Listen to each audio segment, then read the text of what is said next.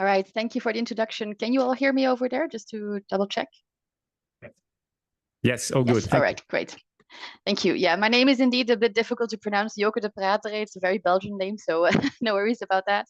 And indeed, as you mentioned, it's a good follow-up for the presentation that Nick just presented, because in this presentation, I want to focus on the strategies and the challenges for recruiting hard-to-reach populations in Knowledge Panel Europe. So next slide, please. So indeed, what Nick mentioned, we have some hard-to-reach populations that are really difficult to include in our research, and there are various factors related to that. So today, I want to explore with you the strategies that we've used to recruit those hard-to-reach populations in Ipsos probability-based panel in Europe. So I'll talk a bit about the diverse data collection methods that we've used and some tailored approaches to adapt our materials to attract those different groups. And discussing some of the hurdles and some of the possibilities to build a representative probability-based panel to include these hard-to-reach groups, right? So next slide, please. So briefly, just a bit of background about Knowledge Panel, because I'm sure you're all familiar with the Knowledge Panel in the US. So it's Ipsos probability-based panel. And in addition to the Knowledge Panel in the US, which was launched in 1999, we also have one in the UK, launched in 2020. And more recently, one in Europe, it launched in 2022. So you can see some of the 8 core principles about Knowledge Panel. I won't dive into detail here today, but if you'd like to know more about this, then you can, of course, reach out, and I'll be happy to share some information with you. All right, next slide, please. So just briefly, a bit of background. So hard to reach. These are indeed the groups that are consistently underrepresented in research. And as Nick has already touched base upon, so it includes the lower educated individuals, but also the young indeed, the older individuals, and in addition to that, some individuals that face barriers to participation, the so-called digitally excluded. And the challenges of what makes them hard to reach is that we're lacking some information and data frames that are including the contact information to really target them specifically. There's a geographic dispersion, so they're concentrated in the specific areas of the country that make them physically hard to reach, to deliver postal packages, to get an interviewer out there, for example. There's a general reluctance and hesitation to participate in research, and the varying levels of digital literacy and accessibility. So let's dive into what we've did in our research and share with you the results of that in the next slides. Next one again.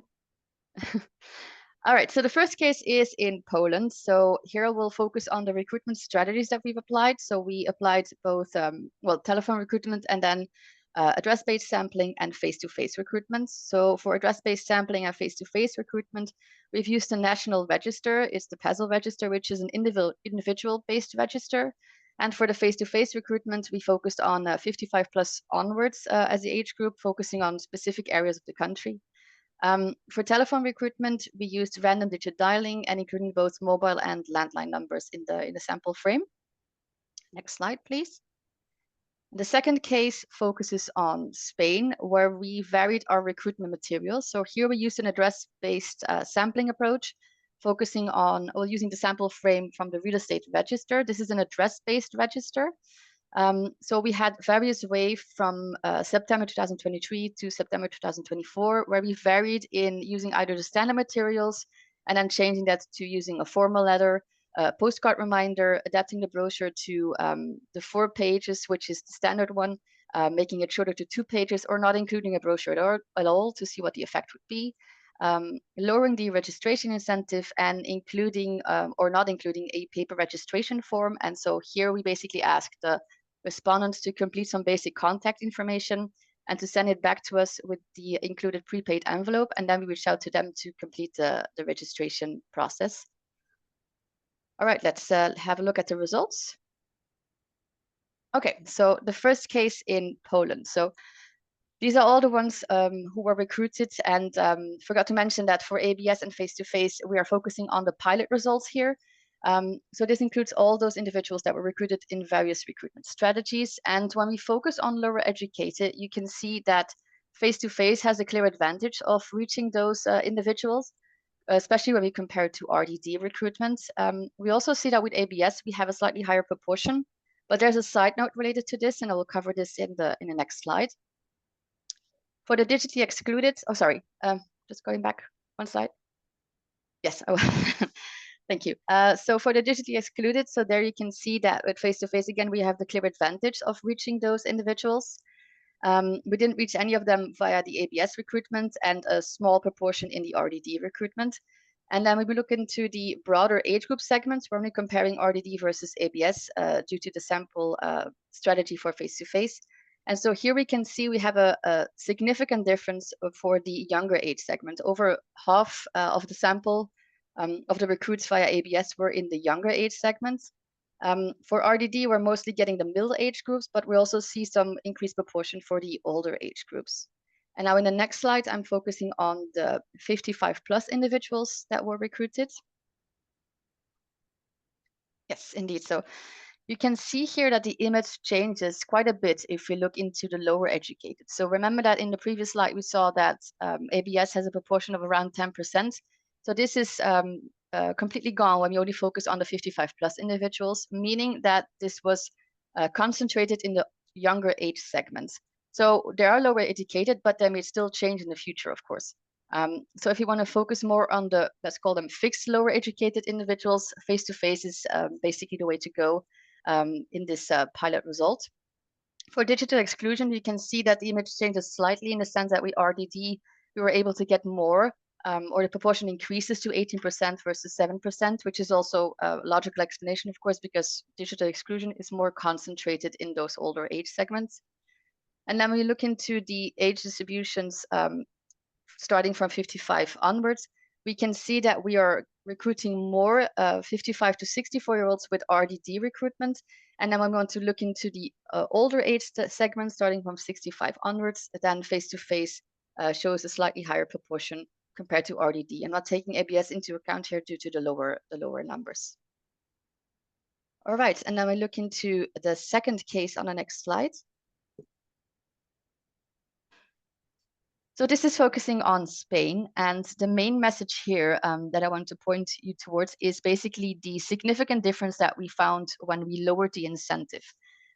So basically there, when we lowered it from 10 to 5 euros, the proportion dropped from 12% to 9% for the younger age segments. So that basically confirms what we've known, that the younger individuals are mostly motivated by a higher incentive to join a research panel or to participate in research overall. And it's confirmed here again, right?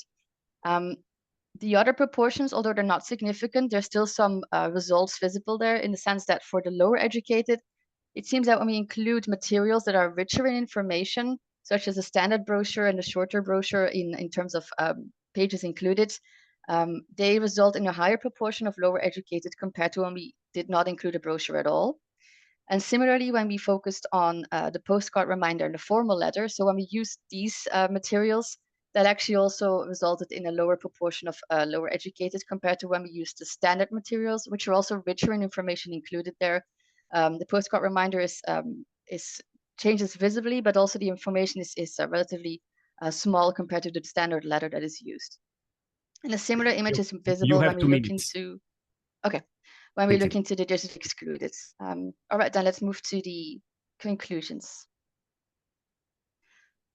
So basically what we saw is that we can actually group those lower educated and digitally excluded together in terms of the recruitment strategy that we can apply and the materials. So overall face-to-face and RDD recruitments seem to work best with these because we can actually address some of the concerns, explain the benefits, and really overcome those digital educational barriers.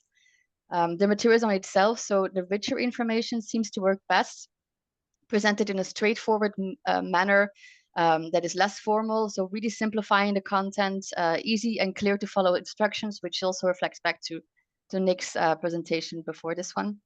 For the young, so incentive is the way to go.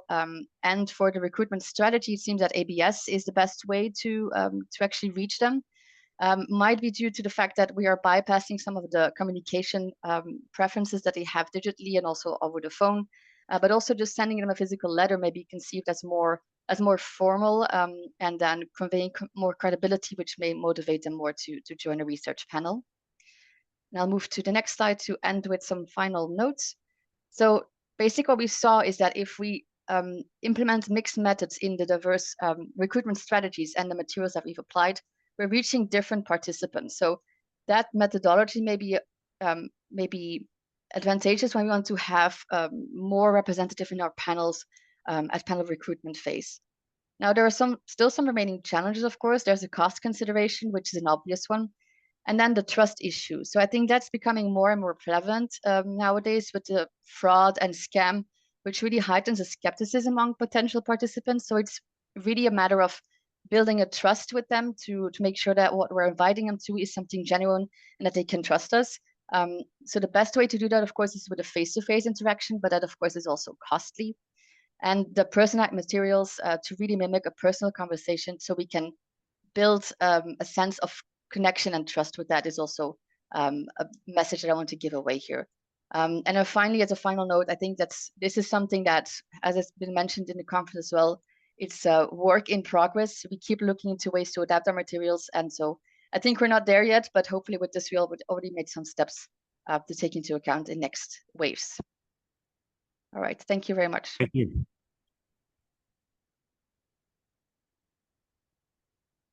Questions? Or they? So I can maybe move to the next slide just to show the contact information if they have any questions afterwards. Thank you.